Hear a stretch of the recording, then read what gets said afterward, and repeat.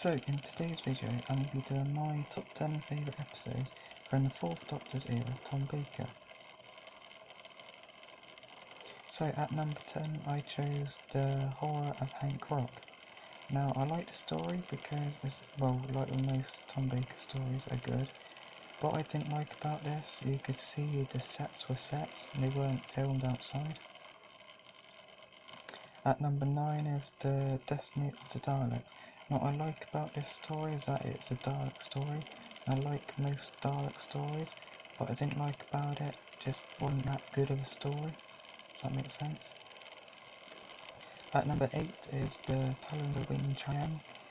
This is another good story, I like it, but I just didn't really like the villain of the story. At number 7 is The Face of Evil, which is the first appearance of Leela. It's a good story, but the sets weren't really that big. You can tell they weren't big. At number 6 is the or something invasion. I know I'm not good at reading. Yeah. And what I like about this story is that it's a unit story with Tom Baker, and I like unit stories. But what I didn't like about it was, like, you could tell that they used dummies and they didn't use real people for the actual robots. If that makes sense. At number 5 is The Pyramids of Mars.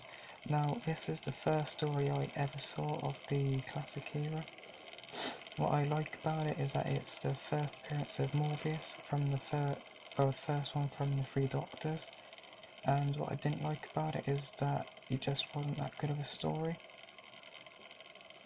At number 4 is Lakopolous. Now, I really like this story because it's a master story, and as you know, I like master stories. But what I didn't like about it was that you could see that, and really the way he regenerated just happened to fall off of a pylon I didn't like. At number 3 is The City of Death. What I like about this is the first one filmed in a foreign country, and I always like it when it's filmed abroad. But what I didn't like about it was just some of the story didn't really make sense. I also liked this little cameo appearance at the end with John Cleves, made it good. Number 2 is The Deadly Assassin. What I like about this is the Doctor's all on his own. He had no companions to help him, and he got made the President of the Time Lords at the end. At number 1 is Robot. Now, what I like about this is the Doctor is not really himself, he's more acting like a child. And I like it when the Doctor does that. And it's a unit story as well with Tom Baker, which I also like.